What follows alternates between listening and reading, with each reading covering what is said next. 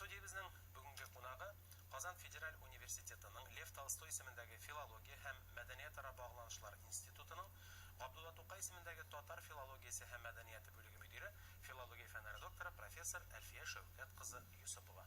Хәерле көн. Сәнсез. Әлфия Шәүкәтовна, менә без инде сезнең белән сөйләшкәнебез дә бар иде ул турыда. Каюм Насыйри институты бик матур гына күркәм генә эшләп килә. Ул нинди гамәлләр башкара һәм аның вазифасы нидән гыйбарәт? Безнең институт каршында инде берничә ел дәүләт программасы финанслау ярдәмендә Каюм Насыйри институты эшләп килә. Бу институт дөньяда танылган немец телен өйрәнә торган Гёте институты, Кытай телен өйрәтә торган Конфуций институты үрнәгендә ачылды.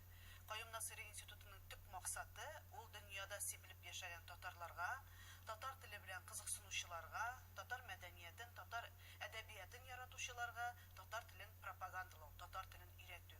Шул максатны күздә тотып, бу институтның үзәкләре Россия төбәкләрендә татарлар күп яшәгән урыннарда, якын һәм ерак чит илләрдә ачыла. Беренче үзәкне без Мәскәүдә ачтык. Ул татар этнокомпонентлы мәктәптә, 1186 мәктәптә урнашкан. Һәм бу мәктәпнең директоры Лемма ханым, аның укытучылары бу проектны бик хупладылар һәм бу проектны тормышка ашыруда әлбәттә безгә Мәскәүдә Татарстанның Россия Федерациясендәге вәкаләтле вәкиле, үзебезнең элеккеге студентыбыз Равил Каримуллович Әхмәтшинның ярдәме бик зур булды. Икенче үзәк чит илдә беренче ачылган үзәкләрдән икенчесе дип әйтик, чит илдә ачылган үзәк ул Казахстанда. Чөнки Казахстанда Астана шәһәрендә Гумилев исемендәге Милли Евразия университетында бу үзәк урнашты.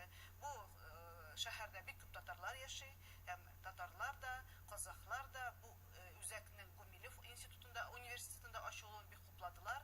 Чөнки моның кебек үзәкләр башка телләрне өйрәтү буенча да ачылган, аларның Конфуций үзәге дә бар, аларның Азәрбайҗан үзәге дә бар. Һәм шуңа күрә дә татар үзәге Каюм Насыйри институтының Астанада Гумилев университетында ачылуы бу бик табигый булып чыкты.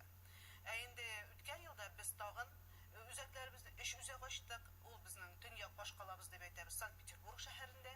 Анда да безгә бик зур ярдәм итте. Үзебезнең элеккеге студентыбыз, бу татар филологиясын бетергән студентлар турында сүз бара. Ринат Нәкыйф улы Вәлиуллин, безнең вәкилебез, Санкт-Петербург һәм Ленинград өлкәсендә, аның ярдәмнәре күп булды. Екатеринбург өлкәсендә, Екатеринбург шәһәрендә ачтык. Мәгълүм булганча, анда да татарлар бик күп яши. Һәм инде чит илдәге үзәкне без Кыргызстанда ачтык. Кыргызстанда Россия Кыргыз-Славян университетында шундый үзәгебез бар. Бу үзәкне ачуда безгә Дөнья татар конгрессы һәм Кыргызстандагы шушы конгрессның актив вәкиле, Кыргызстандагы татарларны берләштереп торучы Гөлсинә ханым Үлмәскулованың роле бик зур булды. Бу үзәкләрнең әйткәнемчә төп эше татар телен популярлаштыру, татар телен тарату.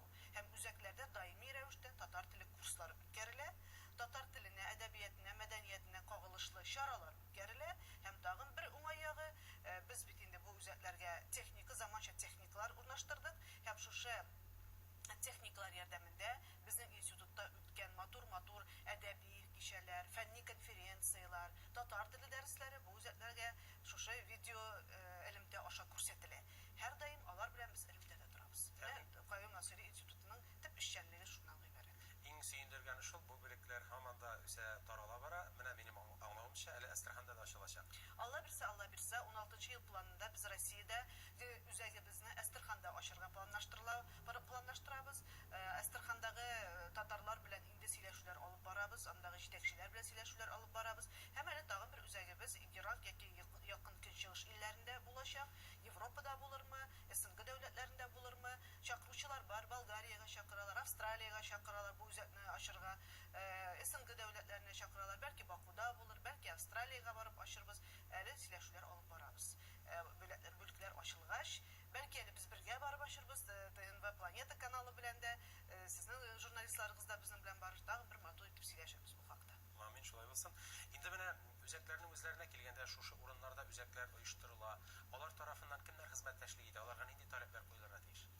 Димәк, бу үзәкләрдә иң беренче безнең таләп буенча бу үзәкләр уку йортында булырга тиеш, я мәктәп, я вуз, я инде безнең вәкаләтле вәкиллегебездә, вәкиллекләребез булган өлкәләрдә анда аерым шундый дәрес бүлмәләре булса, без шунда да урнаштырабыз. Мәсәлән, Петербургда шулай вәкиллекнең үзенең аерым бер конференц залы бар, шунда урнаштырдык һәм анда рәхәтләнеп алар эшлиләр. Екатеринбургта да шундый тәртиптә.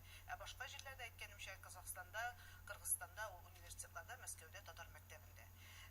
Безнең таләп буенча бу үзәкләрдә методист укытучы булырга тиеш. Без инде төп таләп итеп куймасак да, бу белгечләрнең татар теле әдәбияты буенча белемнәре, база белемнәре булырга тиеш дип саныйбыз һәм күбесенчә шулай.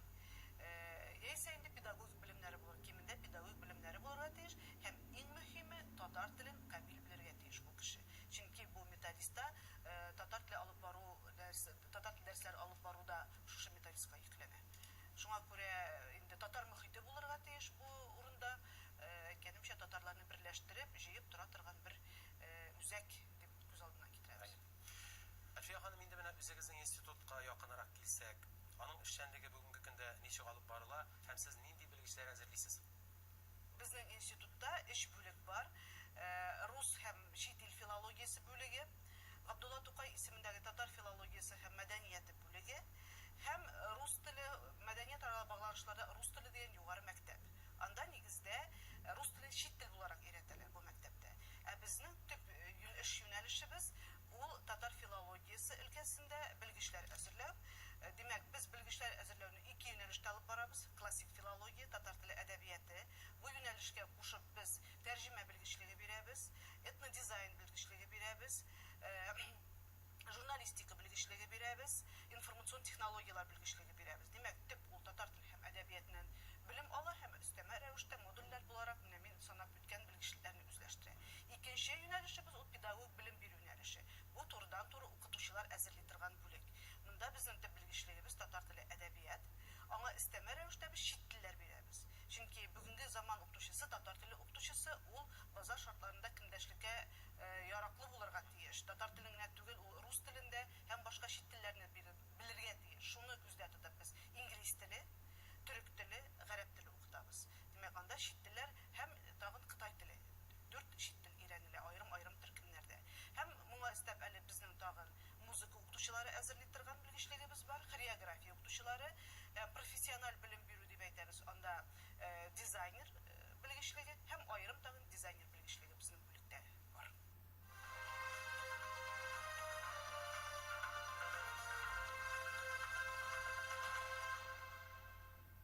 Хөрмәтле тамашачылар, студиябызда бүген кунакта Казан Федераль университетының Лев Толстой исемендәге филология һәм мәдәният ара багланышлар институтының Габдулла Тукай исемендәге татар филологиясе һәм мәдәнияте бүлеге мөдире, филология фәннәре докторы, профессор Әлфия Шәүкәт кызы Юсупова. Аннан менә үзегез дә әйтеп үттегез, безнең шәкертләребез дип горурланып, 2 дипломатыбызны, менә дипломатиядә, дәүләт хезмәтендә дә хәтта сезнең шәкертләр эшли. Алар бит әле, минем уйлавымча, тарих өлкәсенә дә кирип китәчәкләр кайберләре һичшиксез. Һәм менә аларга фарсы, гарәп телен тирәнрәк белү кирәк булачак документлар белән эшләгәндә. Менә бу юнәлештә ниндидер әзерлек алып барыламы? Әлбәттә, безнең чит тел буларак гарәп теле укытыла. Әйткәнемчә, аерым белгечлек буларак та бирелә. Мәсәлән, филология юнәлешендә дә, педагог белем бирү юнәлешендә татар теле әдәбияты, гарәп теле дигән. Һәм без киләчәктә дә гарәп телендә, фарсы телендә өйрәтүне күздә тотабыз. Сез дөрес әйтәсез.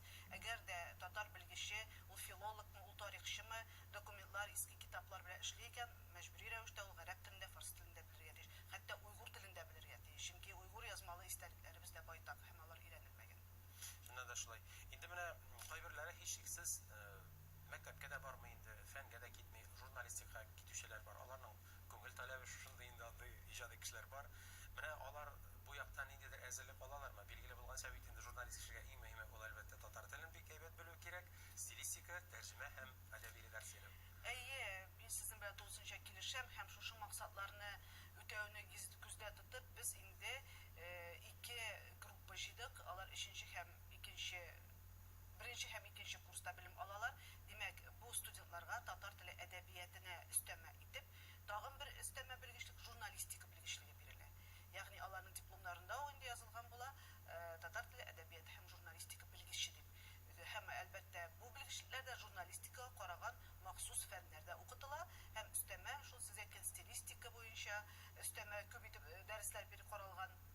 Һәм гомумән татар телен, әдәбиятын тирәнтен белгән белгечләр һәм журналистлар булып әзерләнәләр бу студентлар. Аларны укытырга кемнәр җәлеп ителә? Мәсәлән, практик рәвештә эшләүче журналистлар укыта?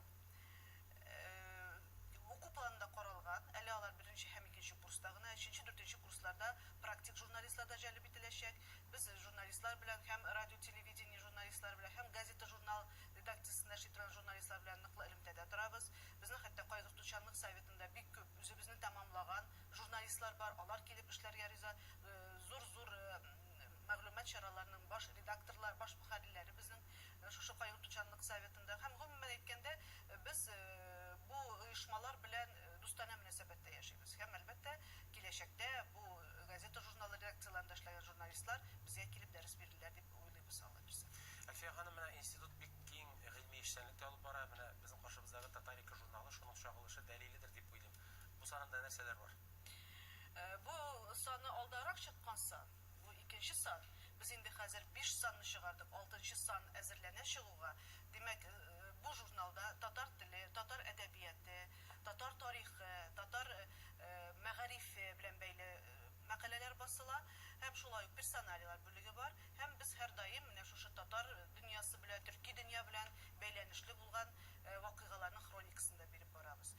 Бик күп галимнәр бу журналда басылып чыкты һәм басылырга әзерләнә. Дөнья күләм танылган тюркологларның мәкаләләре басылды, әдәбият белгечләренең мәкаләләре басылды. Хәзер бу журнал инде халыкара базаларга кертелде, шуңа бу журнал таныла һәм журналда басылырга теләгән үзләренең мәкаләләрен тәкъдим иткән галимнәр көннән-көн арта бара. Алдагы саннарда да шулай булыр дип уйлыйбыз. Журналның үзенчәлеге шунда, бу журналда мәкаләләр 3 телдә басыла. Әгәр дә мәсәлән, галим үзенең мәкаләсен татар телендә тәкъдим итә икән, димәк мәкалә тулысынча татар телендә, тулысынча инглиз телендә һәм рус телендә зур аннотация белән дөнья күрә. Әгәр дә инде рус телендә тәкъдим итсә, димәк ул тулысынча рус телендә, тулысынча инглиз телендә һәм татар телендә зур аннотация белән дөнья күрә. Менә шундый кызыклы һәм бик эчтәлекле бүгенге көн кодагына суга торган журнал дип уйлыйбыз. Әйткәнемчә, халыкара киңлекләрдә дә инде чагылыш таба. Бу журналны укыйлар, чит илләрдә дә укыйлар һәм үзләренең матур фикерләрен безгә һәр даим язып торалар галимнәр. Инде китапларга килсәк, булар Бу китаплар бик кызыклы китаплар. Бу китаплар безнең Татарстан Республикасының телләрне үстерү дәүләт программасы финанслыгында чыга. Бу төрле төбәкләрдә яшәгән татарларның телен, әдәбиятын, гореф-гадәтләрен, фольклорын өйрәнеп, шуңа багышланган фәнни хезмәтләр. Без берничә ел Кытайга фәнни экспедицияларга бардык һәм анда яшәгән милләттәшләребезнең тормышы белән танышып, алар белән сөйләшеп биргәндә, бу төбәктә гаять кызыклы татар теле саклануын күрдек. Һәм әлбәттә аны үзебез генә белеп түгел, башкалар да укысын дип, менә шушындый китап итеп формалаштырдык. Бу китап димәк, Кытайда яшәүче татарлар дип атала. Әлбәттә, китапның нигезен, төп таянычын Миркасыйм абый Госманов хезмәтләре тәшкил итә. Без аңа таянып, тарихи фонны Миркасыйм абый хезмәтләренә таянып бирдек. Тел материалын үзебез җыйган хезмәтләр буенча формалаштырдык. Һәм монда шулай фольклорга кагылган материаллар да бар. Һәм үзебезнең студентларыбыз да, бездә Кытайдан килеп белем алучы милләттәшләребез бар. Информат рәвешендә, материал җыярга булышу рәвешендә бу китапка үзләренең хезмәтләрен, эшләрен керттеләр. Икенче китап бу әле яңа гына басылып чыкты, хәтта таралырга да өлгермәде. Бу Мордовия республикасында яшәүче татарларның теле һәм фольклоры. Бу китапны татар теле кафедрасы галимнәре әзерләде. Шулай ук бу төбәктә яшәгән халыкның тел үзенчәлекләре, халык авыз иҗаты үрнәкләре, кызыклы материаллар әлеге китапта дөнья күрде. Һәм алдагы елларда да мондый китаплар шулай серия булып чыгыр дип өметләнеп калабыз. Быелга минемчә Чуашстан татарлары буенча китап әзерләнә. Әлфия ханым, менә сез инде бүген безгә бик зур галимә, профессор. Менә сезнең устазыгыз Флора Садретдин кызы Сафиуллина иде. Менә аның эшләгән хезмәтләре биниһая зур. Аның институтта рухы яшиме, аны искә алалар. Мин үзем Флора Садретдин Сафиуллина укучысы булуым белән чиксез рәвештә горурланам. Флора апа мине 2нче курстан ук үзенең канат астына алды һәм менә шушы көнгә кадәр инде үзенең гомеренең соңгы көннәренә кадәр үстереп, бүген дә аның урыны җәннәттә булсын, аның биргән белемнәре, аның биргән идеялары белән яшибез. Безнең һәр даим ул исебездә, телебездә. Без минемчә бер генә көндә Флора апаның исемен әйтмичә үткәргән көнебез юк. Флора апаның хөрмәтенә дип әйтим, институт тарафында конференция булдырды. Ул 5 елга бер тапкыр үткәреләчәк. Аның юбилей көннәрендә без инде 2 конференция үткәрдек. Менә Алла бирсә, 18нче елда аның 80 еллыгы булачак. Зур итеп үткәребез дип хыялланабыз. Һәм гомумән үзебезнең студентлар студентларыбызга да һәрдаим безнең шундый шәхесебез, шундый укытучыбыз булганлыгы турында белеп әйтеп торабыз. Аның китапларыннан файдаланабыз дәресләрдә. Әлбәттә, китап дәреслекне кулга тоткан сайын аның күз алдына килә, аның үзе күз алдына килә, хезмәтләре турында студентларга сөйләбез. Һәм безнең бүлектә укучы һәр укытучы, һәр студент шундый галимә булганын, аның нинди хезмәтләре булганын барлыгын белә һәм һәрвакыт аны яд итеп искә алып яши.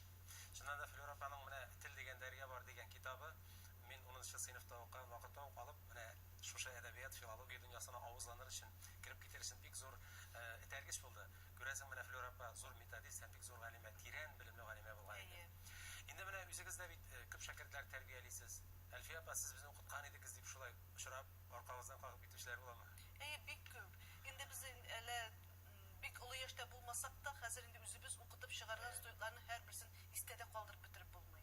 Чөнки ел саен 200-гә кадәр 200-гә якын студент безнең бүлекне бетереп чыга, тәмамлап чыга. Алар төрле җирләрдә эшлиләр. Әмма ләкин бик күңелле. Кайда гына булсаң да килеп чыгып, сез безне укыттыгыз, без сезнең студентыгыз дип әйтү, шул хәтле рәхәт була, шатланып китәсең. Төрле җәмәгать оешмаларында, димәк, хөкүмәттән башлап кибеткә хәтле дип әйтик инде. Һәр җирдә безнең студентларыбыз эшли. Әлбәттә, иң яхшылары алар мәктәптә, алар татар теле әдәбияты укытучылары.